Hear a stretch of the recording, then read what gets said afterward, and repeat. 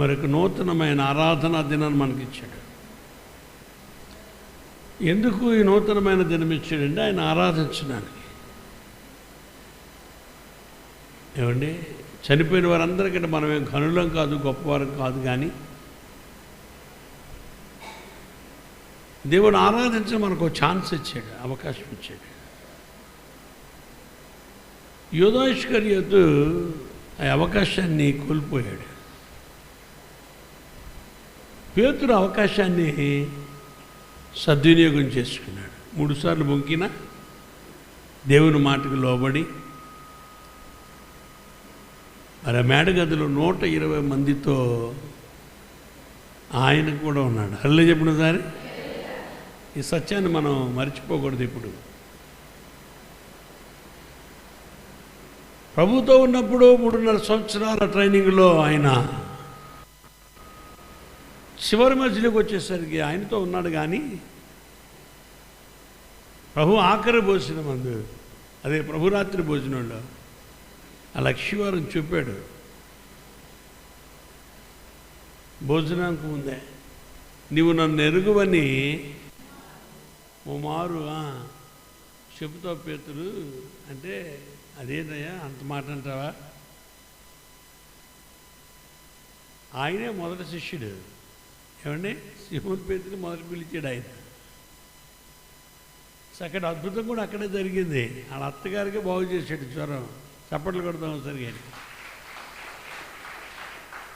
వాళ్ళ ఇంటికే వెళ్ళాడు. కాబట్టి దేవుని మాట 100% సత్యమైంది.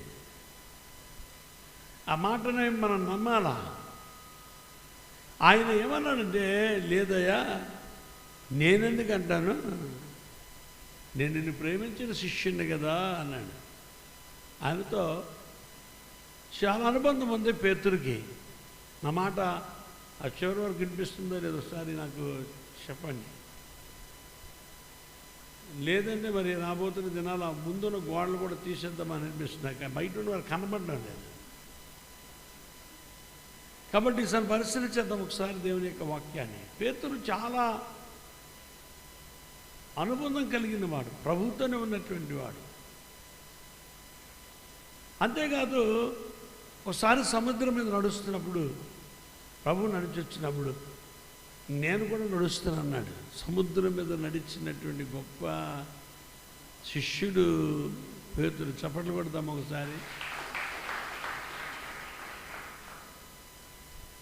పీటర్ అంటే పేతురు. పెట్రాట్ అనే ఒక రాయి, వాళ్ళు రోమన్ క్యాథలిక్ వారు రాయి అప్ప అంటారు. అప్ప అంటే తండ్రి, రాయి అంటే పేతురు నాన్నగారు అని మన భాషలో. ఏమండి, పేతురు నాన్న, దైవజనులు నాన్నగారు అంటారు, తండ్రి గారు అని. కాబట్టి ఇటువంటి పేతురు నడమంటే ప్రభుని అడిగాడు. నన్ను నడమంటే ప్రభు నాకు అవకాశం ప్రభు అంటే నడువు అన్నాడు ఆయన.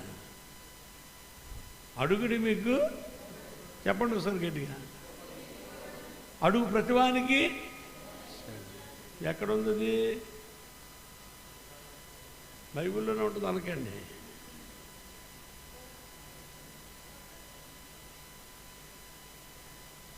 కాబట్టి ఇతను పరిశీలించేద్దాం. మొత్తం 7 డబల్ ఏమిటి చెప్పండి, 7 సరే పరిశీలించేద్దాం ఒకసారి దేవునికి వాక్యాన్ని. అడుగుడి మీకు అంటే నీటి మీద నడుస్తారంటే అవకాశం ఇచ్చాడు. ఏమండి, తర్వాత యేసుప్రభు వారు మరి పన్ను కట్టడానికి పేతురుతో రాను వాడు దుష్టుడిష్టి మాడుతున్నాడు. గొడవ పడితే, ఏంటయా మీ ప్రభు పన్ను కట్టడా అని అడిగితే ఏదో అడ్జస్ట్మెంట్ మాట్లాడుతున్నాడు ఆయన. పన్ను ఎవరు కట్టాలా? యేసు ప్రభు యొక్క పన్ను ఎవరు కట్టాలా? చెప్పండి, ఎవరు కట్టాలా? చెప్పాలి. యూదా ఇస్కరియోతు కట్టాలా? ఈజ్ అ ట్రెజరర్ ఆయన. అంటే ఏమండి, మరి ఆర్థిక విధాన మంత్రి, ఆర్థిక విధానాలు చూసేవాడు. డబ్బులు ఆయన దగ్గర ఉన్నాయి. ఆయన సంచి ఆయన దగ్గర పెట్టాడు. ఎందుకు పెట్టాడు ఆయన దగ్గర? చాలా విషయాలు తెలుసుకోవాలి, గుర్తుపెట్టుకోవాలా. ఎందుకు పెట్టాడు వాడికి?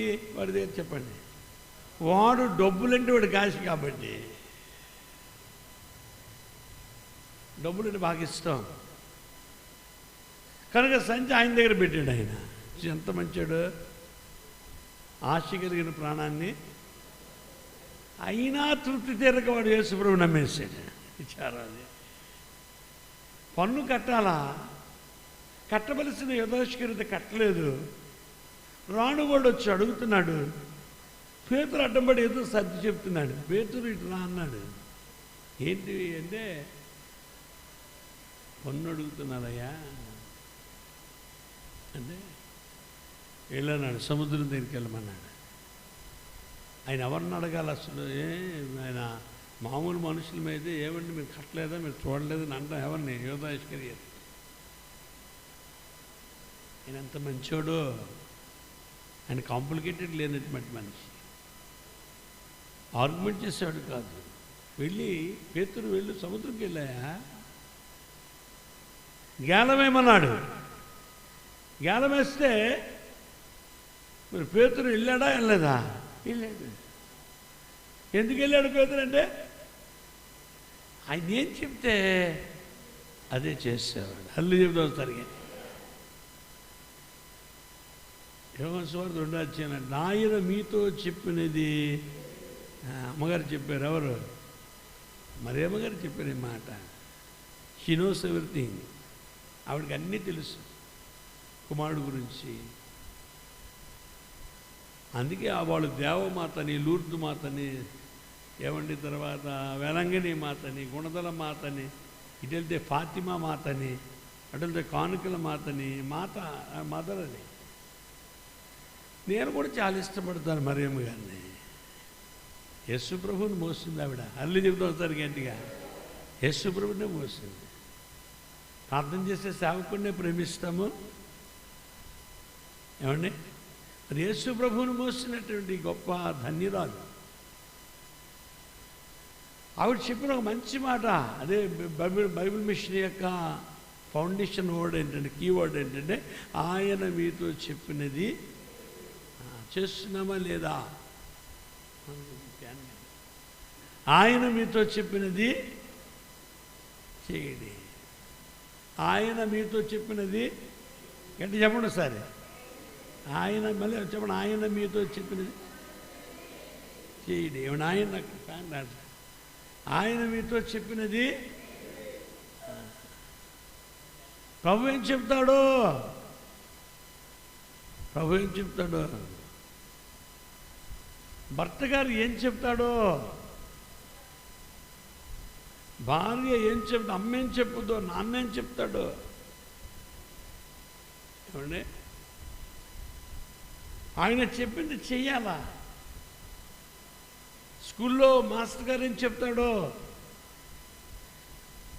గ్రామంలో పెద్దలు ఏం చెప్తారో, చర్చిలో పాస్టర్ గారు ఏం చెప్తారు, ఏమంటారు? ఆలోచన చేయండి సార్. చేస్తున్నామా లేదా? చెప్పండి గట్టిగా. చేయాలి. ఆయన మీతో చెప్పినది ఎందుకు, ఏమిటి, ఎలా, అదెందుకు, ఇదెందుకు, అవునా కాదా? 2 రోజులు పోతే వాడికి ఆ పూజలు అవుతాయి. గరికి పుస్తకం అంటే గరికి పుస్తేస్తాను, కర్పూరం అంటే కర్పూరం తెస్తాను, పసుపు అంటే పసుపు తెస్తాను. ఏమంటే ఏం తెమ్మంటే మరి ఇక్కడ ఎందుకు చేయట్లేదు?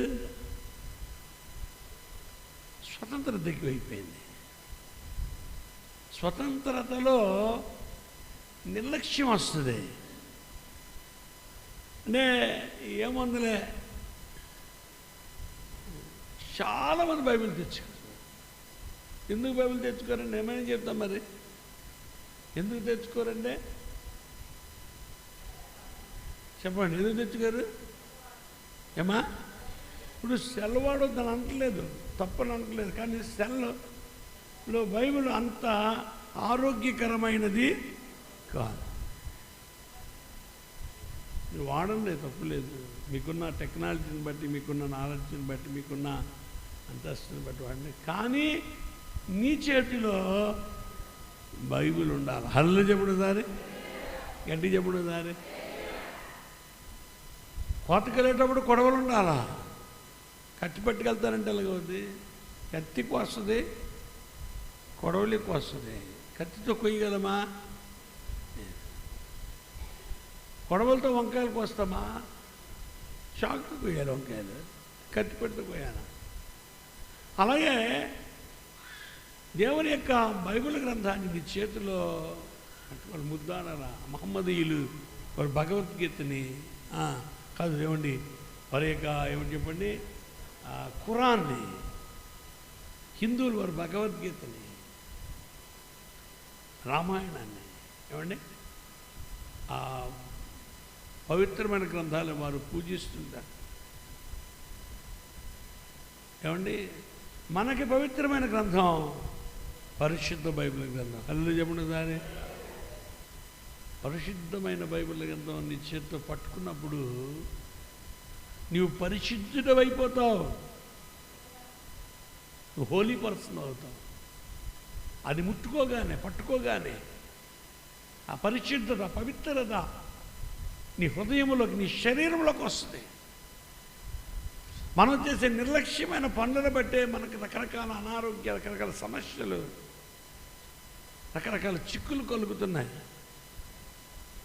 సులువుగా ఏమైనా చిక్కులు పెట్టు పాపంలో పడిపోతున్నాం. సులువుగా చిక్కులు పెట్టు పెద్ద పని కాదు ఒక మంచి బైబిల్ కొనుక్కోవడం. దేవుని చిత్తమైతే ఈ రాబోతున్న నూతన సంవత్సరానికి మీరందరూ ఒక మంచి కొత్త బైబిల్ కొనాలి. హల్లి చెప్పండి సార్, గట్టికి చెప్పండి సార్. ఒక 1000 రూపాయల బైబిల్, అదే మన ప్రత్యేకత. షారోన్ అంటే ఒక ప్రత్యేకతగా ఉండాలి. ప్రత్యేక బైబిల్, మంచి కొత్త బైబిల్ ఏమండి. ఆ కొత్త బైబిల్ ఏమండి పట్టుకుని వస్తుంటే నువ్వు ఆ గుడికి వెళ్తుంది అనుకున్నాను. అది దేవుడు చూస్తాడు, నీ బంధువులు చూస్తారు. ఏమండి అది చూసినప్పుడు ఒక రకమైన స్వార్థ. అదే బైబిల్ లేకుండా దేవుని మందిరానికి వెళ్ళకూడదు తెలుసా. ఈ మధ్య క్యాంపులు మర్చిపోయి నేను అక్కడ మర్చిపోతుంది. వాణమ్మ గారు పట్టుకొస్తుంది, ఏమో పట్టుకొచ్చి నాకేమి ఇస్తారని అంది. దేవుని కదా పట్టుకోవాలా. ఈ బ్యాగులు అంటే నా బ్యాగు ఉదయం మర్చిపోయాను. ఎక్కడికి వెళ్ళి కొంతమంది అంటే ఇది ఎందుకన్నా అంటారు. ఇది ఎందుకంటే కత్తి లేకుండా ఎలాగెళ్తాము. ఏమంటే దేవుని సేవకుడు యుద్ధం చేయవలసిన కత్తిదే. ఎందుకనగా ఫిబ్రవరి 4:12 ఒకసారి, ఫిబ్రవరి 4:12 ఫిబ్రవరికి రాసిన పత్రిక 4:12 ఇంట్లో అందరికి ఒక ప్లేట్ ఉంటుంది. అంతేనా, ఒక ప్లేటే ఉంటుంది అందరికీ. ఎందుకనగా దేవుని వాక్యము సజీవమై బలమగలదై రెండంచుల గల ఎటువంటి ఖడ్గము కంటెను వాడిగా ఉండి ప్రాణాత్మలను, కీళ్లను, మూల్గులను విభజించినంత మట్టుకు దూరుచు హృదయం యొక్క తలంపులను ఆలోచనను శోధించుచున్నది. హల్లేలూయా చెప్పండి దారి, గట్టిగా చెప్పండి దారి. శోధిస్తూ ఉంది. ఎప్పుడు నీవు దేవుని యొక్క గ్రంథం పట్టుకున్నావో అది నీ లోపలికి వెళుతుంది. పుస్తకం అనగానే తీగని చదువుతావు నీవు. కాబట్టి ఉదయకాలం మందు ప్రతి ఇంట్లో ఏమండి అందరికి ప్లేట్లు ఉంటాయా, ఒకటి ఉంటుందా? చాలామంది వెళ్ళదు, అందరికి ఒకటే బైబిల్ ఉంటుంది. ఓ బైబిల్ చాలు కదా. అది అందరికీ ప్లేట్లు ఉంటాయి, అందరికీ గ్లాసులు ఉంటాయి, అందరికీ దుప్పట్లు ఉంటాయి, అందరికీ ఏమంటే తలదిండ్లు ఉంటాయి. ఇప్పుడు ఉన్న వాళ్ళందరికీ బ్యాంక్ అకౌంట్లు ఉన్నాయా? కొంతమందికి ఉన్నాయా? భర్తకు ఉంది, భార్యకు ఉంది, పిల్లలకు కూడా ఉన్నాయి ఇప్పుడు కదా. బట్టలు అందరికి ఉన్నాయి, వస్తువులు అందరికి ఉన్నాయి. ఆలోచన చేద్దాం సార్, బైబిల్ ఎందుకు ఉండకూడదు అనేది ఆలోచన నా ఉద్దేశం. కాబట్టి ప్రతి వారు ఒక నూతన బైబిల్ కొనుక్కోవాలా. మంచి బైబిల్ నీ చేతిలో ఉండాలా. రాబోతున్న దినాలు దొరకపోవచ్చు బైబిల్ గ్రంథాలు. అడిగే వాటికంటే నువ్వు భోజనానికి అడుగుతున్నావు, డబ్బులు అడుగుతున్నావు, వస్త్రాలు అడుగుతున్నావు, ఏమండి, లేదా నీ పిల్లలకు క్షేమం అడుగుతున్నావు, నీ శరీర ఆరోగ్యం అడుగుతున్నావు. కానీ ఏ గవర్నమెంట్ ఇవ్వలేంది, ఏ ప్రభుత్వం ఇవ్వలేంది, ఏ రాజు చక్రవర్తి ఇవ్వలేని ఆక్సిజన్ నీకు ఇస్తున్నాడు ఆయన. గాలి, వర్షం ఇస్తున్నాడు. మొన్నటి వరకు వర్షం లేదు అన్నీ ప్రార్థన చేయండి వర్షం కోసం, రైతులు అల్లాడిపోతున్నారు. ఇప్పుడు వర్షం ఎక్కువైపోయింది, అని ప్రార్థన చేయండి, దేశం మునిగిపోతుంది అంటున్నారు. నీళ్ళు ఇస్తున్నాడు. ఏమంటే మన కోసం దాచించిన ఆహారాన్ని ఇస్తున్నాడు ఆయన. ఇప్పుడు ధాన్యం పండకపోతే భోజనాలు ఉండమేమో భయపడుతుంది. ధాన్యం పండకపోతే భోజనాలు ఉండవా? ఇప్పుడే మనమే ధాన్యము బియ్యం తింటాం. చాలామంది రాగులు, గంట్లు, కొర్రలు, అంటే నవధాన్యాలు కొండల మీద పండుకుంటుంటున్నారు ఇప్పుడు జనమంతా, టౌన్ అంతా కూడా. ఏమండి, నవధాన్యాలు అది. రకరకాల పళ్ళు పెట్టాడు, రకరకాల ఫాస్ట్ ఫుడ్ పెట్టాడు దేవుడు. ఎక్కడ తిండి తిండి తిండి, ఏమండి, తినగలిగినంత తిండి దేవుడు పెడుతున్నాడు. హల్లు చెప్పిన తరగతిగా తిండి కోసం మనం భయపడాల్సిన పని మనకి లేదు. కాబట్టి పేతురు నీటి మీద నడిచాడు. అంత గొప్ప శక్తి దేవుడు ఇచ్చాడు. అటువంటి పేతురు ఈరోజు వెనకడుగు వేశాడు. ప్రభు అంటున్నాడు, నువ్వు స్పీడ్గా ఉంటావు, నువ్వు నన్ను ఎరగవని మారు మాట్లాడతావండి. ఆయన అదేట ఎంత మాట, నేనెందుకు అంటాను ప్రభు అన్నాడు. ప్రభుని పట్టుకెళ్ళిపోయినారు. అదే జరిగింది. ఆ చలిమంటి దగ్గర కూర్చుంటున్నాడు, ఆశతో ప్రభు వెనక్కి వెళ్తున్నాడు. హీరోజు రాజు దగ్గర తీసుకెళ్ళినప్పుడు అక్కడికి వెళ్ళాడు. అక్కడ చలిమంటి దగ్గర కూర్చుంటే, నీవు కూడా యేసుతో ఉన్నాడు కదా అని అంటే, అదేంటో మనం చూస్తాం, ఆయన ఎవరో నాకు తెలియదు అన్నాడు. మళ్ళీ పిలాతు దగ్గరకు తీసుకొచ్చారని అక్కడికి వెళ్ళి అక్కడ చలిమంట కాస్తున్నాడు. ఉంటాడు, చలిమంట కాస్తున్నాడు కానీ అంటే ఒక్కనే ఏం జరుగుద్దా అని చూస్తున్నాడు. ఆయన విడిచిపెట్టలేకపోతున్నాడు, ధైర్యకి వెళ్ళి ఆయన దగ్గర నిలబడలేకపోతున్నాడు. కాబట్టి మళ్ళా ఒక అమ్మాయి అంది, ఇతరు కూడా మేసం గడ్డం ఈయనే అంటే, ఆయన ఎవరో నాకు మూడోసారి ఆయన బళ్ళు ఏమన్నా బళ్ళు తెల్లారిపోతుంది, కుక్కరో అని కొడుకొస్తుంది. హల్లి చెప్పడం దాన్ని కోడి కోయక ముందు నువ్వు మారు నా నిన్నెవరని ఎరుగనని చెప్తావని చెప్పాడు. మధ్యకాలంలో మేము యెరూషలేము వెళ్ళినప్పుడు ఆయన పేరున మందిరం కట్టారు. ఆ స్థలంలో ఎక్కడైతే ఆ బొంకియాడో పేతురు, ఆ మందిరం మీద కోడి పుంజు ఉంది. ఏమంటే మీకు సింబల్ ఏమిటి చెప్పండి, కోడి పుంజు పెట్టారు. కాబట్టి మరి చాలా సంతోషం ప్రియులారా. ఆయన మనతో ఏం చెప్పాడో చేయాలా.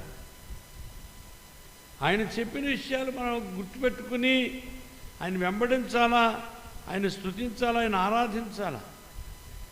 మా ఏమండి కీర్తన గ్రంథం 100వ దావీదు కీర్తన అంటాడు, సమస్త దేశములారా, ఏమండి సమస్త దేశములారా, అన్ని దేశాలకి ఒకటే మాట చెప్తున్నాడు, సమస్త దేశములారా యెహోవాకు ఉత్సాహధ్వని చేయండి. హ్యాపీగా గొప్ప శబ్దం చేయండి అంటున్నాడు. గొప్ప శబ్దం. మన స్వరమే బయటికి రానివ్వం. మైకున్న వాళ్ళే పాడుతుంటారు, మిగిలిన వాళ్ళు పాడరు చాలామంది. గొప్ప శబ్దం చేయమంటున్నాడు. తర్వాతనా సంతోషముతో యెహోవాను సేవించాలి. ఎలా సేవించాలట? సంతోషముతో దేవుని సేవించాలి. సేవ, దేవుని సేవ ఎలా చేయాలంటే సంతోషంగా చేయాలి. ఆదివారం వచ్చింది, ఎలాగెళ్తాము, ప్రయాణ సౌకర్యాలు లేవు, ఎవరో ఒకరు వెళ్తే చాలులే అని వాటాలు వేసుకుని ఆగిపోతున్నారు. కాదు కాదు కాదు కాదు, నీవు నీ ఇంటి వారందరూ కూడా ఆదివారం దేవుని సన్నిధిలో ఉండాలా. టోటల్ కుటుంబం అంతా కూడా సంతోషం ఆయన సేవించమంటున్నాడు. సేవ, దేవుని సేవ. ఇక్కడేంటి నెమలి ఏమంటే ఇసునగర్లు పెట్టి ఇసరమంటున్నామా ఏంటి కదా? దేవుని సేవ చేయడానికి రావాలా, మంచి వస్త్రాలు వేసుకుని రావాలి. హల్లు చెప్పడం దారి, గట్టిగా చెప్పడం దారి, అందరూ చెప్పడం దారి, నమ్మిన వారు చెప్పడం దారి. మొదటి ఆదివారం అనగానే తెల్లటి వస్త్రాలు వేసుకుని రావాలి. ఏమండి, ఒకవేళ మీ హృదయం ఎలాగున్న తర్వాత సంగతి ముందు ఇది కరెక్ట్ చేసామనుకోండి, కొద్దిగా తర్వాత ఆటోమేటిక్గా కరెక్ట్ అయిపోతుంది. దేవునికి ఏమండి ఆ తెల్లబట్టలు వేసుకుని ఒక్కోసారి మురుకుంటే కూర్చోలేము. కాబట్టి మంచిది, సంతోషముతో ఆయన సన్నిధికి రండి, మంచి బట్టలు వేసుకుని రండి సంతోషంగా. తర్వాత ఉత్సాహగానం చేయొచ్చు. తర్వాత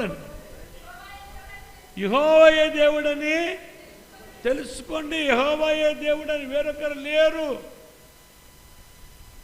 no one not under the heaven అన్నాడు. ఆకాశం కింద మరి ఒకడు లేడు, నేనే దేవుడిని.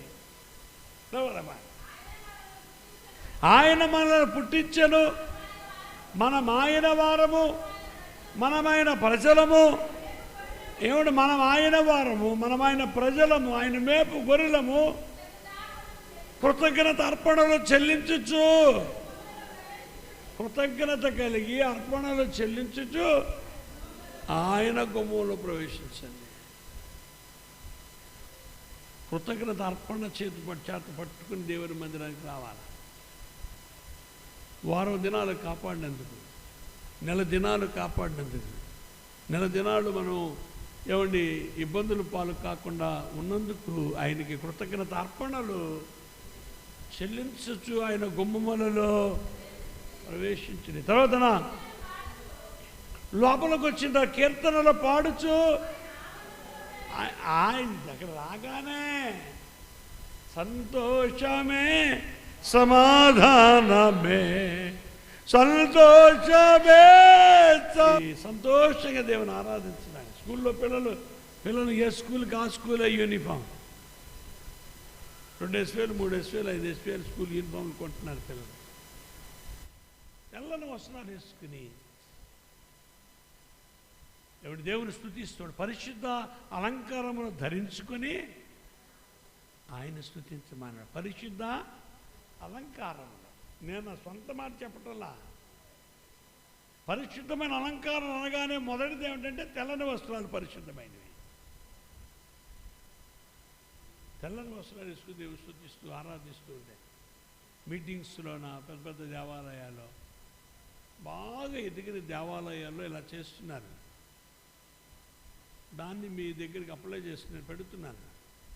ఎప్పుడైనా మీరు గుర్తు వెళ్ళండి, దేవాలయాల కింద ఉన్న వాళ్ళందరూ కూడా వైటే, కలర్ ఒప్పుకోండి. ఆయన మన శనివారం ప్రార్థనలు కూడా కలర్ నాట్ అలౌడ్. వాళ్ళందరూ దేవదత్తలాగా ఉంటారు. తర్వాత స్కార్ప్స్ ఇచ్చారు. మీకు దాదాపు 100 స్కార్ప్స్ ఏమో తీసుకొచ్చారు, తల కట్టుకునే గుడ్డలో. ఆ రోజు ఆతృతకు పట్టుకెళ్ళిపోయారు. ఒకళ్ళిద్దరు వాడుతున్నాను, ఒకళ్ళిద్దరు ముగ్గురు వాడుతున్నారు. మిగిలిన ఇంట్లో పెట్టారు దాచి. ఇది చీర చెంగులు సరిగ్గా నిలబట్టలేదు కాబట్టి అది కట్టుకుంటూ బాగుంటుంది ఉద్దేశం, అంతకు తప్పించి వేరే ఉద్దేశం కాదు. ప్రియదేవుని సంగమా, ప్రియదేవుని పిల్లరా, మరి కృతజ్ఞత అర్పణలు చెల్లించు ఆయన గుమ్మాల్లో ప్రవేశించమంటున్నాడు. కీర్తనలు పాడుచు ఆయన ఆవరణలో ప్రవేశించండి, ఆయన స్తుతించండి, ఆయన నామమును ఎన్నిసార్లు స్తుతించినా, ఎంతకాలము ప్రార్థించినా తనివి తీరన్నది. ఏమండి దేవుని నామం తనివి తీరదు. చూద్దాం ఒకసారి, ఇప్పుడు చదవబడిన వాక్య భాగాన్ని ఒకసారి చూద్దాం. ఒకసారి ఆ పేద విధవరాలు ఏమండి చూద్దాం సార్. ఆయన కానుక పెట్టు యొద్ద కూర్చుంది. ఏమండి, ఇది న్యూ టెస్ట్మెంట్ లేదా ఓల్డ్ టెస్ట్మెంట్ లేదా? న్యూ టెస్ట్మెంట్ లేదే. యేసు ప్రభు ఉన్నప్పుడు ఆయన కానుక పెట్టి దగ్గర కూర్చుని జనసమూహముల కానుక పెట్టిలో వేస్తున్న కానుకలను చూస్తున్నాడు. ఏమేస్తున్నారు, ఎంత వేస్తున్నారు ఆయన చూస్తున్న దేవుడు. ఆయన చూస్తున్నాడు. తర్వాతనా అనేకులు విశేషముగా సొమ్మేస్తున్నారు. ధనవంతులు విశేషముగా అంటే చాలా ఎక్కువ వేస్తున్నారు. ఎవరు ఎంతస్తుని బట్టి, ఎవరి కుటుంబ హోదాను బట్టి. దోతమా ఒక బీద విధవరాలు వచ్చి 2 కాసులు వేసింది. రెండు కాసులు. తర్వాతనా శిష్యులు పిలిచి, అక్కడ ఎంత డిస్కషన్ జరుగుతుందో చూడండి. కానుకలు పెట్టి దగ్గర చాలామంది కానుకలు వేయరు. వెళ్ళామా, వచ్చామా, వెళ్ళిపోయామా అంటే ప్రభువు నిన్ను ఏమనుకుంటాడంటే ఆదాయం లేనివాడనో, డబ్బు లేనివాడువనో, లేకపోతే తిరుగుబాటుదారుడువనో, లేకపోతే ఇష్టం లేనివాడువననా? ఏమండి అనుకుంటారు లేదా? అలా చెప్పండి సరే, చెప్పండి. అనుకుంటారు కదా. ఏమండి రాంబాబు గారు అంతేనా? అనుకుంటారు కదా. ఆయన కూర్చుని చూస్తున్నాడు. ఆయన కూర్చుని ఐడెంటిఫై చేస్తున్నాడు. ఆయన అంటే మనం ఏమేస్తున్నామో, ఎంత వేస్తున్నామో, చిరుగుబొడి నోటు వేస్తున్నామా, మంచి నోటు వేస్తున్నామా, అది చూసి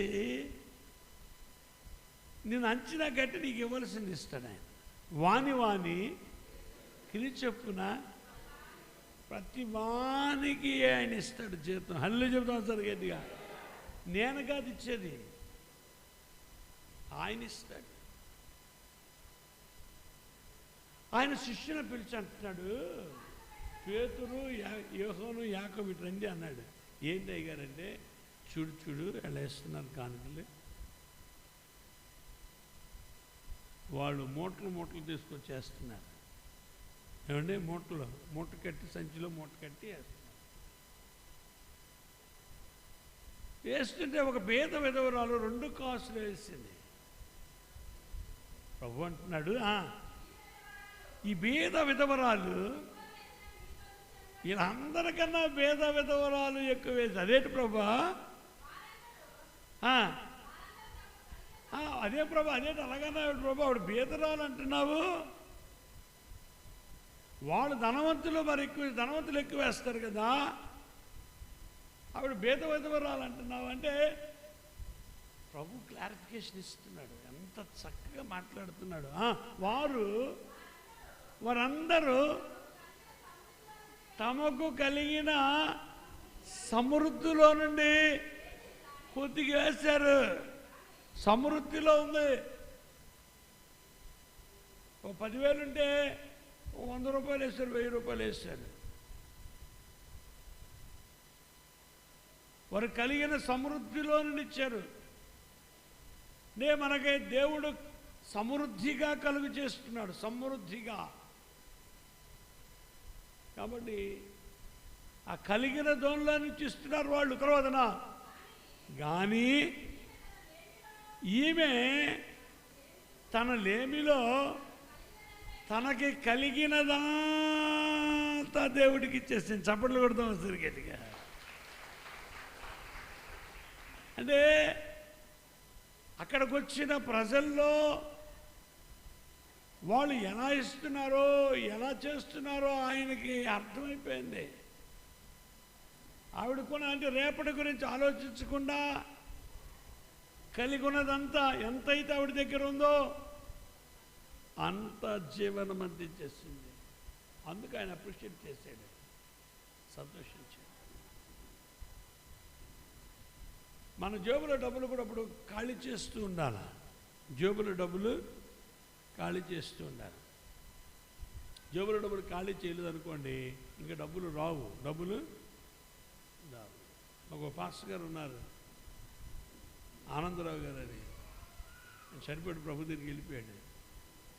ఆయన ఎప్పుడు వాక్యం చదువుతూ అనుకునేవాడు, అంటే ఏది ఇలా రాస్తున్నాడు ప్రభు అని.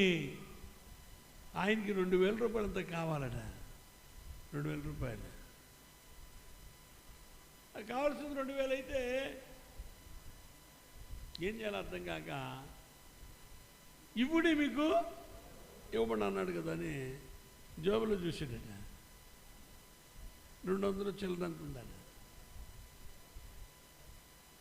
సరే అని దేవాలయంలోకి వెళ్ళి, ఏమండి ఈ 200 చిల్లర కళ్ళు మూసుకుని వేసాడట. వేసి ప్రభానికి ఇచ్చాను అనుకుని ఈయన మార్కెట్లోకి వెళ్ళాడు. ఆయన కావాలా 2,000 కావాలని వెళ్తే మార్కెట్లోకి వచ్చారండి. ఎవరు ఇంటికి వచ్చారంటే ఇంటికి టైగర్ మార్కెట్లోకి వెళ్ళండి. టైగర్ మార్కెట్లోకి వెళ్ళారండి. అయ్యగారు మీకోసం తిరుగుతున్నాము, మేము ఇల్లు కట్టుకున్నాము, ఆ ఇల్లు ఈరోజు సాయంకాలం వచ్చి మీరు ఓపెన్ చేయాలి అయ్యగారు అన్నారట. చప్పట్లు కొట్టుకున్నారు జరిగేట్టుగా. ఈయనకి వెళ్ళడానికి ఛార్జీ లేవు. అయ్యా 3 చక్రాల కారు తెచ్చాము, అప్పుడు టెంపో ఉండేది, 3 చక్రాల కారు, ఆటోలాగే 3 చక్రాల కారు మీద వెళ్ళిపోయాడట ఇంటికి. ప్రార్థన చేసి వచ్చేస్తుంటే కవర్లో 2,000 రూపాయలు పెట్టించారట. చప్పట్లు కొట్టడం సరి గట్టిగా. ఆయన చెప్పిన మాట చేస్తే ఆయన అది చూస్తే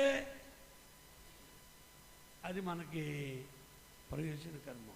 కాబట్టి ఈ బీద విధవరాల్ని ఆయన అప్రిషియేట్ చేశాడు. కాన్క్లూషన్ రాగానే ఈవిడ చరిత్ర జ్ఞాపకం చేస్తున్నాడు. కాబట్టి ఉదయకాలం ముందు దేవుని యొక్క మాట, కృతజ్ఞత అర్పణలు చెల్లించు ఆయన గుమ్మంలో ప్రవేశించాలా. కృతజ్ఞత కలిగి అర్పణలు చెల్లిస్తూ ఆయన గుమ్మంలో రావడానికి గత నెలంతా కూడా దేవుడు మనల్ని దీవించబాలా. మనం దేవుని చేత దీవించబడాలంటే నీలో ప్రార్థనా జీవితం రెగ్యులర్గా ఉండాలా. ప్రభు వైపే చూడాలి. ఆలోచన చేద్దాం ఒకసారి. దేవుని సంగతి, దేవునికి సహవాసంలో, దేవునికి సన్నిధిలో చూద్దామా. ఒకసారి రాజుల గ్రంథానికి వెళదాం. ఒకసారి రాజుల గ్రంథంలో ఏమండి మొదటి 2వ రాజుల గ్రంథం 1వ అధ్యాయం. అహాబు మరణమైన తర్వాత మోయాబీయులు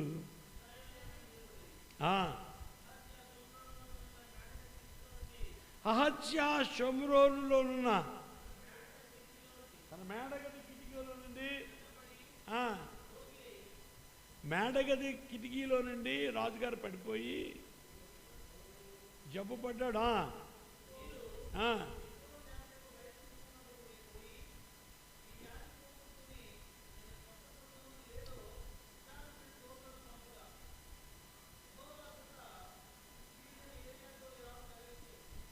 రాజు కింద పడిపోయాడు. కింద పడిపోయినటువంటి రాజు రోగైపోయాడు. రోగైపోయినటువంటి రాజు మరి దేవుని ప్రవక్త దగ్గరికి వెళ్ళాలని పంపించలేదు. ఎక్రోను దేవత యగు బయల్జెబూబునొద్దకు పోయి ఈ వ్యాధి పోగొట్టుకుని నేను స్వస్థపడుతునో లేదో విచారించిన దూతలను పంపగా. చూడండి, రాజు దైవ సేవకుని ఎద్దకు పంపించలేదట వర్తమానం. అయితే విచిత్రం ఏంటంటే ఇది ఆయన అక్కడి నుంచి చూస్తున్నాడు. ఆయన ఎక్కడి నుంచి? పైనుంచి చూస్తున్నాడు. చూసి తిష్పీడని ఏలియాతో ఇలాగ సెలవిచ్చాడు, నీవు లేచి షోమ్రోను రాజు పంపిన దూతలను ఎదుర్కొని పోయి ఇశ్రాయేలు వారిలో దేవుడన్న వాడు లేడనుకొని ఏమండి, ఇశ్రాయేలీలో దేవుడన్నవాడు లేడనుకుని ఎక్రోను దేవతైన బయల్జెబూబునొద్దకు నీవు ఇశ్రాయేలీలో దేవుడు ఉన్నాడా లేదా? దేవుని జనాంగంలో దేవుడు ఉన్నాడా లేదా? దేవుని సంఘంలో దేవుడు ఉన్నాడా లేదా? దేవుని కుటుంబంలో దేవుడు ఉన్నాడా లేడా? దేవుడు ఉంటే మరి దేవతల దగ్గరికి ఎందుకు వెళ్తారు? దేవుడి ఎందుకు ఏమంటే మరి తాయెత్తులు ఎందుకు? దేవుడు ఉంటే ఏమంటే ఈ దిగదుడుపులు ఎందుకు? దేవుడి శకునాలు ఎందుకు? చెప్పండి, ఆలోచన చేయండి ఒకసారి. దేవుడు అన్నవాడు లేడనుకొని నీవు ఎక్రోను దేవత అయిన బయల్జెబూబునొద్దకి కాగా ఇప్పుడు దేవుడు సెలవిస్తున్నాడు, చెప్తాను వినండి అన్నాడా? రాజా, నీ వెక్కిన మంచం దిగకుండా దిగి రాకుండా మరణమైపోతావు నిశ్చయముగా చెప్తాను అన్నాడు. తర్వాత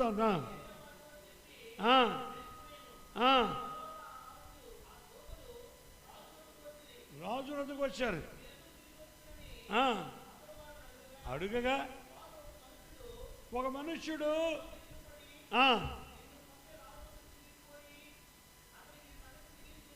తర్వాత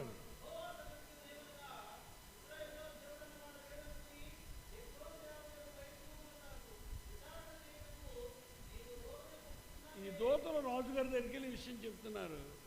మీరు అక్కడికి ఎందుకు వెళ్ళలేదా అంటే, దారిలో ఒక మనుషుడు ఎదురొచ్చాడు. ఆయన ఏం చెప్పాడంటే, మీ రాజుగారు ఎక్కిన మంచం దిగకుండా చచ్చిపోతాడు అని చెప్పాడు. ఎక్కిన మంచం కిటికీ నుంచి కింద పడ్డాడు, రోగి అయిపోయాడు. ఇప్పుడు రోగంతో మంచం ఎక్కాడు, మంచం ఎక్కిన మంచం దిగకుండా చచ్చిపోతాడు. అది వెళ్ళి చెప్పమన్నాడు. రాజు అడుగుతున్నాడు ఎలాంటి వాడని, అనుమాలుగా కనుక్కోడగా. అందుకు వారు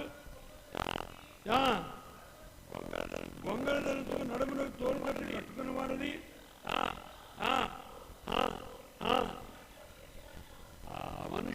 మనుష్యుడైనటువంటి ఏలియా పర్వతాన్ని పెట్టవటను. ఏమండి, ఈ విషయం జరిగిన తర్వాత రాజు కోపగించుకుని ఇంత మాట అంటాడా నన్ను, ఎక్కిన మంచం తెక్కకుండా చచ్చిపోతామని, ఇదేనా అని 50 మందిని ఏలియాకు పంపించండి. ఏలియా కర్మేల్ పర్వతం మీద ఉన్నాడు. చదువుతున్నా, దైవజనుడా ఏమంటున్నాడు? వెళ్ళిన 50 మంది ఏమంటే కమాండర్స్ ఏమంటే 50 మంది వెళ్ళారు. అక్కడికి వెళ్ళంటారు, దైవజనుడా నువ్వు దిగి రావాలని రాజు ఎవరు ఆజ్ఞాపిస్తున్నారు? రాజు ఆజ్ఞాపిస్తున్నాడు. రాజు ఆజ్ఞ, నువ్వు దిగిరా. రాజుగారు అవకాశం ఇస్తే ఇంకా స్పీడ్గా మాట్లాడతారు. చదువుతున్నా, ఏలియా దేవుని వైపు చూస్తున్నాడు. నేను దేవుని దైవజనుడు అయితే అగ్ని ఆకాశము నుండి దిగి నిన్ను 50 మందిని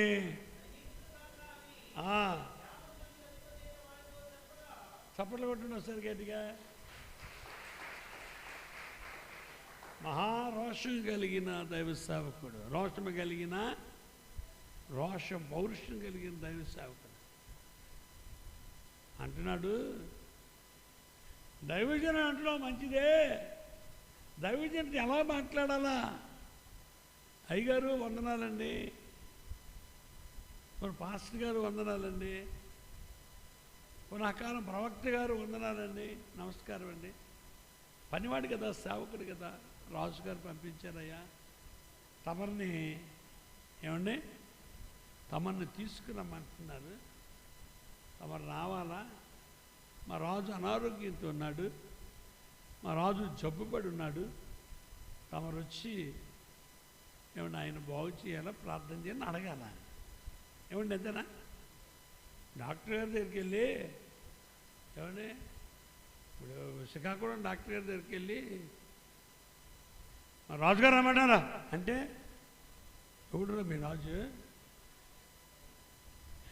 ఏమండి అవునా వస్తారా ఆర్డర్ చేయగలమా డాక్టర్ గారిని ఆలోచించేద్దాం ఒకసారి ఎలా మాట్లాడాలో తెలుసుకోవాలా ఎవరి దగ్గర ఎలా ప్రవర్తించాలో తెలుసుకోవాలి చాలామంది తెలియదు కొంతమంది రాజుగారు ఆత్మది కదా అనుకో వాళ్ళు కేకలు వేస్తే ఆయన అన్నాడు నేనే నిజంగా దైవజనుడిని అయితే ఆ కాల్చివుడు అగ్గిని దిగి వచ్చి నిన్ను 50 మందిని దహించిపోయాను కాక అయిపోయాయి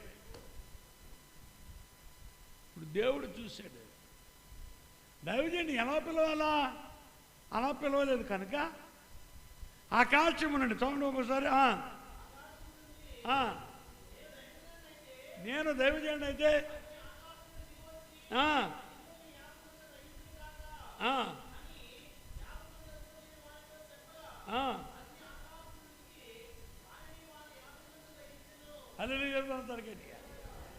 అగ్ని ఆకాశం నుండి దిగి 50 మందిని కూడా అతని నాయకుడు చంపేసింది తర్వాత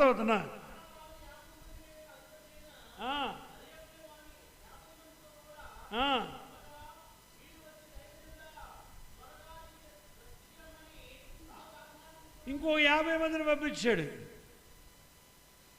ఒక కొబ్బరి వెళ్ళింది వాళ్ళు కాలిపోయారు ఇంకొక 50 మందిని పంపించాడా వాడేమంటున్నాడంటే నీవు త్వరగా దిగి రావాలంటాడు చూసిరా వెళ్ళినాడు రెండోసారి వెళ్ళినాడు అది మొదటి కబురు పెడితే రావా ఏమండి కబురు పెడితే రావా అర్జెంటుగా రా అర్జెంటుగా రమ్మంటే ఆయన ఏమన్నాడు చూద్దాం నేను దైవజనుడిని అయితే అగ్ని ఆకాశం నుండి దిగి వచ్చి నిన్ను 50 మందిని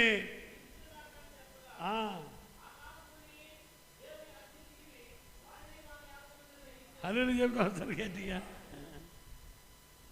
దైవజనుడు అగ్నిని కిందకి దింపుతున్నాడు అందులో ఈయన చాలా పవర్ఫుల్ దైవజనుడు ఎవరు ఏలియా 450 మంది ప్రవక్తలు ఒకవైపు ఆయన ఒక్కడే ఒకవైపు చప్పట్లు కొడతాం సార్ గట్టిగా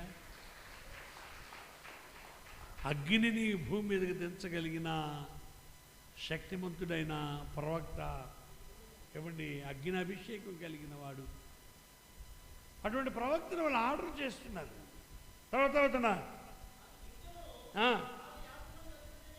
ఇప్పుడు 2 సార్లు తగిలిన దెబ్బ రాజుగారి జ్ఞానం లేదు పనివారికి జ్ఞానం లేదు మళ్ళీ పంపించాడు 50 మూడో వాడు వచ్చి చూసారా 2 దెబ్బలు తగిలాయి మూడోసారి ఒక పనివాడు వచ్చి ప్రవక్త మోకాళ్ళుని దైవజనుడా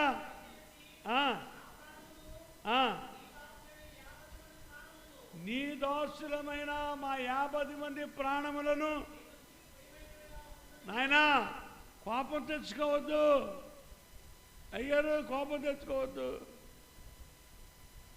నువ్వు కోపం తెచ్చుకున్నా మేము కాలిపోతాం చచ్చిపోతాం శాంతం వహించిన ఆయన మా ప్రాణములు నీకు ప్రియమైనగా ఉండనేమో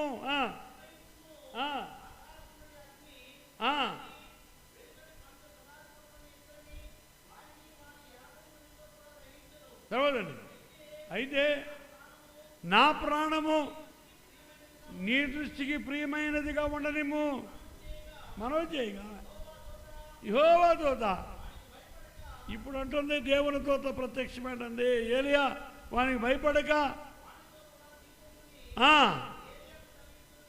గనుక తర్వాత అండి అతను వచ్చి రాజును చూసి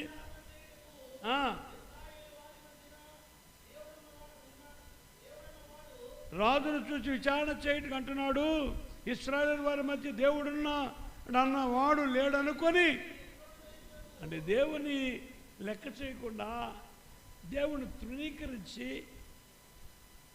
ఏమండి మనం ఒకవేళ దారి తప్పితే పనిష్మెంట్ వస్తుంది మనకి. చదవదండి.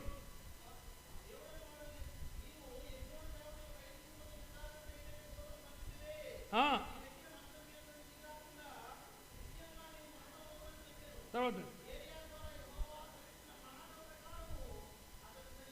హల్లెలూయా చెబుతాం. సరిగా ఏలియా చెప్పినట్లే అతడు చనిపోయాడు. కాబట్టి ఈసారి పరిశీలన చేద్దాం ఒకసారి. దేవుని సంఘం ప్రభు దగ్గర మనం పొరపాట్లు చేయకుండా ఉండాలి. ఇక్కడ పొరపాటు ఏమిటంటే ఎవరిని అడగాలో వారిని అడగలేదు. గిలాదు వెళ్ళి గుగ్గిలు తెచ్చుకోమంటాడు. గిలాదులో గుగ్గిలు ఉండేది. గుగ్గులో వ్యాధి నిరోధక శక్తిని ఇచ్చేది. ఇక్కడ ప్రవక్త దగ్గరికి పంపించలేదు. ప్రవక్త ఎన్నో అద్భుతాలు చేశాడు. గతంలో అద్భుత కార్యాలు చేశాడు, ఆశ్చర్యకార్యాలు చేశాడు. దేవుడు అన్నవాడు తన ప్రవక్తని భూమి మీద మధ్యవర్తిగా పెట్టాడు. తన సేవకులను మధ్యవర్తిగా పెట్టాడు. బాధ వచ్చినప్పుడు, కష్టం వచ్చినప్పుడు దేవునికి విజ్ఞాపన చేయడానికి విజ్ఞాపనకర్తలు ఉన్నారు. వారిని ఉపయోగించుకోవాలా. ఏమిటి దేవునికి మన బాధను తెలియచేయాలి. అంతేకాకుండా ఏమైనా తాయెత్తులు గంట అవి చేస్తే మనం చేయకుండా పనులు చేస్తే దేవుడికి కోపం వస్తుంది. మనం ఏమిటి చెప్పండి, మన సమస్యల్లో, మన ఇరుకు ఇబ్బందుల్లో, వ్యాధి బాధల్లో మనం నలిగిపోతూ దేవునికి దూరస్థలం అయిపోతాం. కాబట్టి ఉదయకాలం మనం జ్ఞాపకం చేసుకుంటున్నాం. 50 మంది వెళ్ళి సరిగా అడగలేదు ఆయన్ని. మళ్ళీ 50 మంది మళ్ళీ సరిగా అడగలేదు. మన అవసరాన్ని బట్టి, మన శ్రమను బట్టి మనం ఏ విధంగా ప్రార్థన చేస్తున్నామో దేవునికి ప్రార్థన చేయమన్నాడు. మన ప్రార్థన సవ్యంగా ఉన్నట్లయితే, మన విజ్ఞాపన సవ్యంగా ఉన్నట్లయితే మనకు ఒక విజ్ఞాపనకర్త కూడా ఉన్నాడు. ఆయనే యేసు ప్రభువారు. నేనే దేవుడిని వేరొకడు లేడు అంటున్నాడు. దేశమంతా కూడా విగ్రహారాధనలకు వెళ్ళిపోబోతుంది. మనం చాలా జాగ్రత్తగా ఉండాలా. హల్లెలూయా చెప్పండి సారి, గట్టి చెప్పండి సారి. మరి ఏదే కదా, అదే కదా, ఇదే కదా, ఏదైనా ఒకటే కదా, అన్నీ ఒకటే కదా, ఏమంటే సమానత్వం ఉండాలి కదా అని మీకు మీరుగా నిర్ణయాలు తీసుకుని మనం ఏది పడుతుంది చేయడానికి అవదని సమయం అందు జ్ఞాపకం చేస్తున్నాను. పరిశుద్ధ బైబిల్ గ్రంథంలో అనేకమైన అంశాలు మనం జ్ఞాపకం చేసుకుంటూ ఉంటాం. ఏమండి మరి దేవుని యొక్క మాటలు మనం చూసినప్పుడు, ఏమండి దేవుని యొక్క ఏర్పాటులో, దేవునికి చిత్తంలో 2వ రాజుల గ్రంథం 20వ అధ్యాయము, 2వ రాజుల గ్రంథం 20వ అధ్యాయం మొదటి నుంచి కొన్ని వచనాలు మనకు తెలిసినవి ఒకసారి జ్ఞాపకం చేసుకుందాం. ఆ దినములలో హిజ్కియాకు మరణకరమైన రోగము కలుగగా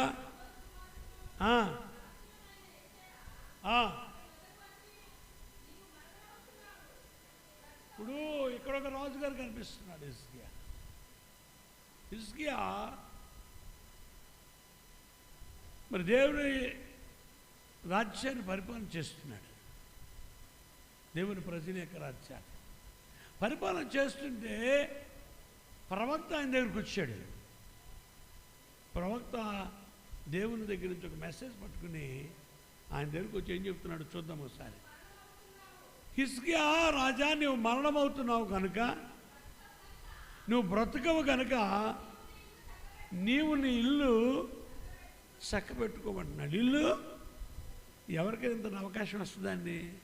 కాదే, వస్తుందా? ఇల్లు చక్కబెట్టుకున్నంతటి అవకాశం మరణం ఇస్తుందా? కొంతసేపు కనబడి అంతలోనే మాయమయే ఆవిరి వంటిదిరా ఈ జీవితం, కానకాదేది శాశ్వతం. కొంతసేపు కనబడి అంతలోనే మాయమయ్యే ఆవిరి వంటిదిరా ఈ జీవితమో.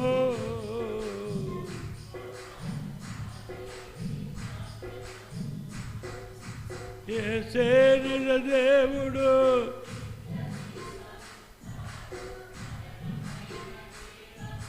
నిన్ను విడువడు. నిజ దేవుడు నిత్య జీవమిస్తాడు. ధనవంతుడు అంటున్నాడు, నా ప్రాణమా తినుము త్రాగుము సుఖించుము అంటే, ఓరి వెరివాడా ఈ రాత్రి నీ ప్రాణం తీసేస్తున్నా అన్నాడు దేవుడు కదా. ఎవరెప్పుడు చనిపోతారో తెలియదు, ఎప్పుడెప్పుడు మరణమవుతామో, ఇప్పుడు ఖాళీ చేయాల్సి వస్తుందో భూమి, ఇప్పుడు ఈ లోకయాత్ర ముగించాల్సి వస్తుందో. మనకి టైం తెలిస్తే బాగుండు. టైం తెలిస్తే అన్నీ చక్కబెట్టేద్దాం. ఎవరెవరికి అప్పులు ఇచ్చామో, ఎవరు నోటు రాయలేదు, ఎవరు నోట్లు రాసామో, ఎవరెవరికి ఏమి ఇవ్వాలో ఏమండి చాలా కష్టతరం. కాబట్టి ఎప్పుడు వస్తుందో మరణం తెలియదు. అయితే ఆ కాలంలో ప్రవక్తల ద్వారా దేవుడు కొన్ని విషయాలు తెలియజేసేవాడు. హిజ్కియా రాజు దగ్గరికి వచ్చి అంటున్నాడు, హిజ్కియా నువ్వు మరణం అయిపోతున్నావయ్యా, నువ్వు మంచోడివి, చచ్చిపోబోతున్నావు.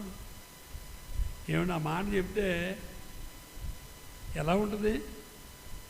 రాజులు ఊరుకుంటారండి, చంపేస్తారు కదా.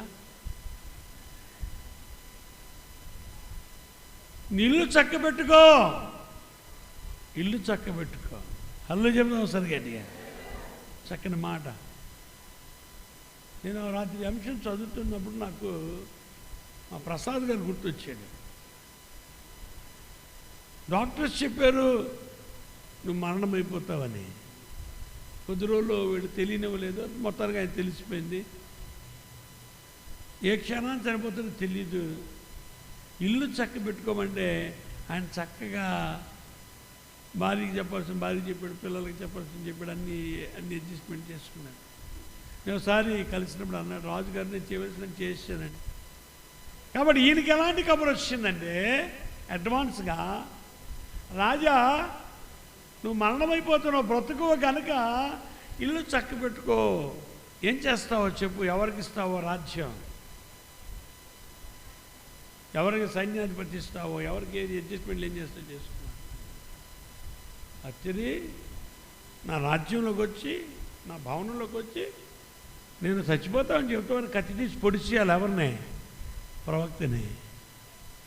ఆయన ఏం చేశాడు చూద్దామన్నా. చెప్పగా ఏమండి, అతడు దేవుని మాటకు లోబడి ముఖము గోడ వైపు తిప్పి యెహోవా యథార్థ హృదయుడనై సత్యముతో నీ సన్నిధిని నేనెట్లు నడుచుకుంటునో, దేవుడితో మాట్లాడుతున్నాడు తెల్లని గోడ వైపు తిరిగి.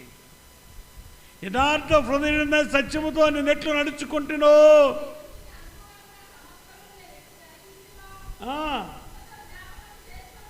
నీ దృష్టికి అనుకూలముగా నేనెట్లు జరిగించుతునో కృపతో జ్ఞాపకం చేసుకోమని ఆయన ప్రాధేయపడుతున్నాడు, అడుగుతున్నాడు. ప్రవక్తను విడిచిపెట్టేశాడు, కుటుంబాన్ని విడిచిపెట్టేశాడు. ఇల్లు చక్కబెట్టుకోవాల్సిన వాడు దేవునితో మాట్లాడుతున్నాడు. నేను యథార్థంగా న్యాయంగా ఎలా నడుచుకున్నాను ఒకసారి జ్ఞాపకం చేసుకో ప్రభువా అని కన్నీళ్ళు కారుస్తూ ప్రార్థన చేస్తున్నాడు. హల్లు చెబుతాం సార్ గట్టిగా. మన అవసరాలు మన అక్కర్లు కలిగినప్పుడు మన కన్నీళ్ళు విడుస్తూ ప్రార్థన చేయాలి దేవుని మీద. ఏదో చిక్కు వచ్చినప్పుడు, సమస్య వచ్చినప్పుడు, ఏమండి ఏదో వచ్చినప్పుడు ఎవరి మీద ఒకరి మీద పడిపోయి ఆళ్ళ మీద పడిపోయి దెబ్బలాట్లకు కాదు వెళ్ళేది. మనం ప్రార్థన చేసుకోవాలా, ప్రభు వైపు చూడాలా. అప్పుడు అతడు కన్నీళ్ళు విడుస్తుంటే దేవుడు ఏం చేశాడు చూద్దాం ఒకసారి.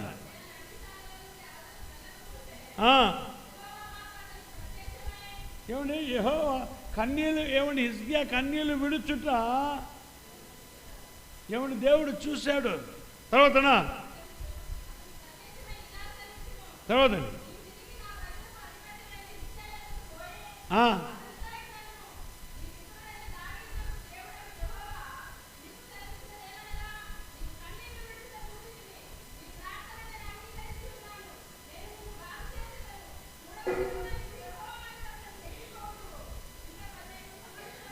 హల్లెలూయా చెప్పండి సార్ గట్టిగా. ఎన్ని ఆశీర్వాదాలు. ముందు వచ్చాడు చెప్పాడు, ఆయన వెళ్ళిపోతున్నాడు, ఈయన ప్రార్థన చేసుకుంటున్నాడు. దేవుడు మళ్ళా ప్రవక్తతో మాట్లాడుతున్నాడు. హిజ్కియా కన్నీళ్ళు విడుచుట నేను చూశాను. ఎప్పుడైనా కన్నీటి ప్రార్థన చేశామా? ఎప్పుడైనా ప్రార్థన చేసినప్పుడు ఏడుపు వచ్చిందా? ఒకసారి మనం ఒకసారి గుర్తుంచుకుందాం. భర్త తిడితే ఏడుపు వస్తుంది, భర్త కొనపోతే ఏదైనా వస్తువు కొనపోతే ఏడుపు వస్తుంది, పిల్లలకు డబ్బులు ఇవ్వకపోతే ఏడుపు వస్తుంది. కానీ దేవుని సన్నిధిలో ఎప్పుడైనా ఏడ్చామా? భార్య కూడా ఏడుపు వస్తుంది కొంతమందికి, మగవాళ్ళకి. హల్లు చెప్పండి సారే, ఇంత చూడండి నన్ను కొట్టింది మా ఆవిడ, బయటికి చెప్పుకోలేడు, ఉండలేడు, లోపల దుఃఖం, బాధ, అలాంటివి కూడా కొంతమంది జరుగుతుంటాయి కదా. భార్య కొట్టేస్తుంటుంది, కొంతమంది భార్యలు కొట్టేస్తుంటారట. ఈ దినాలు అలాంటి ఆడపిల్లలు తయారయ్యారు. చాలా విచారం. ఏమంటే భర్తను కొట్టేయడం ఏంటి నాకు అర్థం కాలేదు. ఏమంటే ఇప్పుడు భర్తను కొట్టేయడం అంటే ఏంటి ఉద్దేశం? ఆ బయటికి చెప్పలేడు, ఉండలేడు, ఏడుపు వస్తుంటుంది, దుఃఖం వస్తుంటుంది. సరదాగా ఎలాగంటే పర్వాలా, నిజం కొట్టేస్తున్నారట. కంప్లైంట్లు ఉన్నాయి చాలామంది. హల్లు చెబుతారు సార్ గట్టిగా. ఏ చిన్న దెబ్బ కొడతా కదా అనుకుంటాడు ఆయన. పొరపాటు పక్కింటి ఎవరు చూస్తారు, వీధుల్లో ప్రచారం చేస్తారు. వీరంతా ప్రచారం చేస్తారు. వాళ్ళు కొట్టుకుంటారు కదా, మనకెందుకని ఊరుకోరు వీళ్ళు చూసేవాళ్ళు. కొట్టిందనుకోండి, భార్య భర్తను కొట్టిందనుకోండి, వాడికి నొప్పి రానంత వరకు కాస్తాడు దెబ్బలో. బాగా నొప్పి అనిపించుకోండి, చీపురు కాడ కర్ర చేస్తే చెదగొట్టేస్తాడు. ఏమండి అప్పుడు తెలిసిపోతుంది. కాబట్టి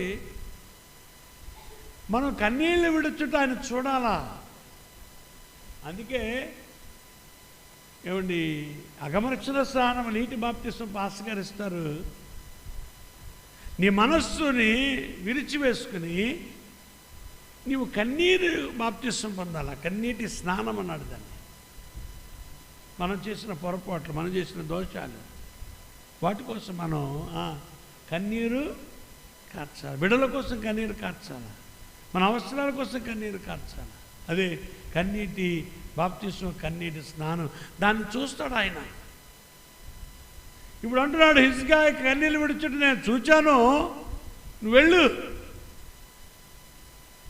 వెళ్ళని చెప్పు, నీవు 15 సంవత్సరాలు బ్రతుకుతావని. చప్పట్లు కొడతావు సరిగా. నేను బాగు చేస్తాను, 3వ దినాన దేవాలయానికి వెళతావు. ఏమండి 15 సంవత్సరాల ఆయుష్ నీకు పెంచుతున్నాను. హల్లెలూయా చెప్పడం జరిగేట్టుగా. ఏంటి ఈ స్తోత్రం? ఏంటి కారణం ఏంటి? కన్నీటి ప్రార్థన 15 సంవత్సరాల ఆయుష్ని పెంచింది. హల్లెలూయా చెప్పడం జరిగేట్టుగా. కన్నీటి ప్రార్థన, కన్నీటితో ప్రార్థన చేసి ప్రభువుని మెప్పించాలి. ప్రభు ఒక సభలో కూర్చున్నప్పుడు, ఒక ఇంట్లో కూర్చున్నప్పుడు, ఒక సహోదరు అత్తరు తీసుకుని వచ్చి కన్నీరు కార్చి ఏడ్చి కన్నీటితో పాదాలు కడిగింది. పాదాలు కడగడానికి ఎంత కన్నీరు కావాలంటే కనీసం ఒక చెంబుడైన, ఒక లోటాడైనా కావాలి కదా. లోటాడు నీళ్లు రావాలి అంటే ఎంత ఏడవాలా, ఎంత ఏడిస్తే ఏమండి చెంబుడు నీళ్ళు వస్తాయి. ఆలోచన చేద్దాం సార్ గట్టిగా. సినిమా వాళ్ళు ఏడవడానికి మొదట స్పిరిట్ ఏమండి ఏమండి గ్లిజరిన్ వేసుకునేవాడు. ఆ కళ్ళలో వేసుకుంటే నీరు వస్తే చూపించేవాడు. రాగరాగ వాడు ప్రాక్టీస్ చేశారు. సావిత్రి గారు తెలుసు కదా మనకి, అందరికీ తెలుసు. ఇలా కళ్ళు ఇలా తప్పుగా నీరు వచ్చేవాడు ఆవిడికి. కళ్ళు ఇలా తప్పుగా. ఇప్పుడు కూడా చాలామంది ఆడవాళ్ళకి ఒక మాట అనగానే ఏమండి ట్యాప్ ఇప్పినట్టే ఏమండి వచ్చేస్తుండే. అంతే ముందు ఏడుపు వస్తుంది, ముందు మెరుపు వచ్చి ఉరుమొచ్చినట్లు ముందు ఏడుపు వస్తుంది, తర్వాత నోట్లో నుంచి ఉరుములు లాంటి పిడుగులు లాంటి మాటలు పడుతుంటాయి. జాగ్రత్త దేవుని సగా. ఒకసారి ఆ కన్నీరు దానికోసమో దీనికోసం కార్చకుండా దేవుని సన్నిధిలో కార్చడానికి ప్రయత్నం చేస్తే దేవుడు మన అవసరాలన్నీ తీర్చేస్తాడు. హల్లు చెప్తాం ఒకసారి గట్టిగా, అందరూ చెప్పండి ఒకసారి, గట్టిగా చెప్పండి ఒకసారి. కన్నీరు విడుచుట దేవుడు చూస్తే వేకువనే లేచి నీ కన్నీరు నదీ ప్రవాహం వల్లే వెళ్ళినట్లు ప్రార్థన చేయమన్నాడు. హల్లు చెప్తాం ఒకసారి, గట్టిగా చెప్పండి ఒకసారి. కన్నీరు కార్చి ప్రార్థన చేయాలి. వేకువనే లేచి నీ ఇంట్లో ఆ కన్నీరు విడుచటాన్ని చూస్తాడు, నీ అవసరాలు తీరుస్తాడు. సరే, చాలా మంచి పాఠం అది, తర్వాత దినాల్లో నేర్చుకుందాం. అప్పుడు ఆయనకి మరణకరమైన రోగము, ఒక రణం పుట్టింది. అది మరణకరమైనటువంటి రోగముగా మార్చబడింది. అయితే అక్కడ తర్వాత నేను అంతా చెప్పిన సమయం కాదు, ఆ చివరి చూద్దాం ఒకసారి. 7వ వచనంలో పిమ్మట యెషయా అంజూరపు పండ్ల ముద్దను తెప్పించిన చెప్పగా వారు దాన్ని తెచ్చి అతడు బాగుపడాడు. చప్పట్లు కొడదాం ఒకసారి గట్టిగా. అంజూరపు పండ్ల ముద్ద దాన్ని కట్టగానే, పండ్ల ముద్ద కట్టగానే ఆ వ్యాధి నయమైపోయింది. రాజులకు పుట్టేది రణం, రాచపుండు అంటారు దాన్ని. ఏమంటారండి? గట్టిగా చెప్పండి ఒకసారి. రాచపుండు. అదే పెద్ద క్యాన్సర్. క్లానిక్ అయిపోయి పూర్తిగా ఇక మరణకరమైన రోగానికి దారితీస్తుంది. పూర్వప్పుడు రాజులకు వచ్చేది, ఇప్పుడు సామాన్యమైన ఏమంటే సర్వసామాన్యం అయిపోయింది. మనం తినే ప్లాస్టిక్ వాడకాన్ని బట్టి, ప్లాస్టిక్ ప్లేట్లను బట్టి, ప్లాస్టిక్ ఉండే బాటిల్, ప్రతివాడు బాటిలే. ఏమండి? ఒక బాటిల్ పట్టుకుని పద్దాకి తాగేస్తున్నారు. ఏమండి? వేడి వేడి పదార్థాలన్నిటికీ వాడుతున్నాం. ప్లాస్టిక్ని ఏమండి వాడకం తగ్గించండి, మీరు ఆరోగ్యంగా ఉండండి. హల్లు చెప్పడం సారి. సరే, ఏది ఏమైనప్పటికీ మన వ్యక్తిగత కుటుంబ జీవితాల్లో మనం కన్నీరు కార్చడం నేర్చుకోవాలా. కన్నీటి స్నానం యొక్క అనుభవం మనం పొందాలా. దేవుని సన్నిధిలో ప్రార్థిస్తే దేవుడు మన ప్రార్థన ఆలకిస్తాడు, మన విజ్ఞాపన ఆలకిస్తాడు.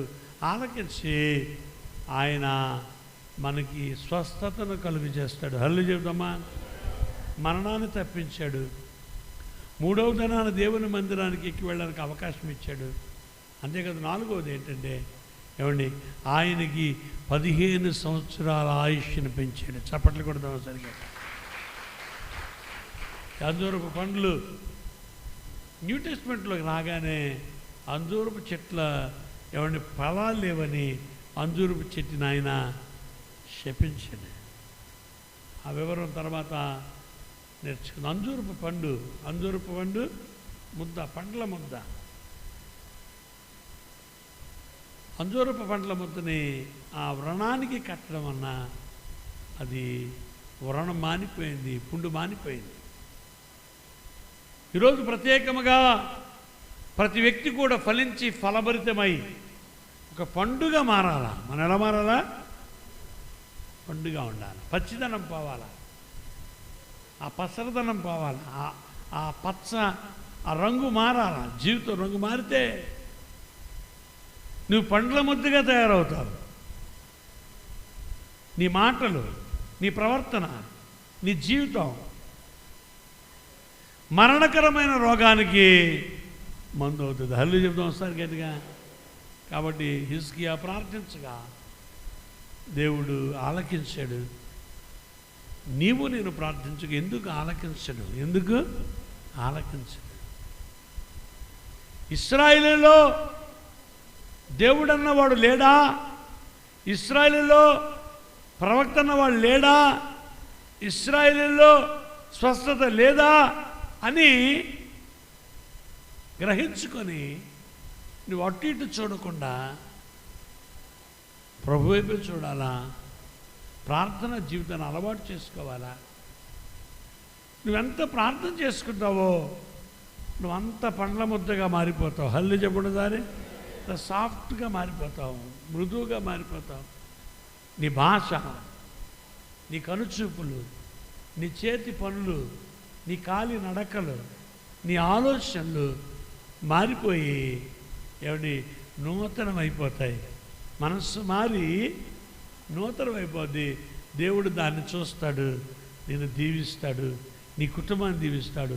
నీ పెదవుల నుంచి వచ్చిన ప్రార్థన ఆయన అంగీకరించి శ్రేయస్కరమైన ఆశీర్వాదాలతో నిన్ను ఎదుర్కొన్న గొప్ప భాగ్యం పరమాత్ముడు నీకును నాకును మనందరికీ అనుగ్రహించునుగాక.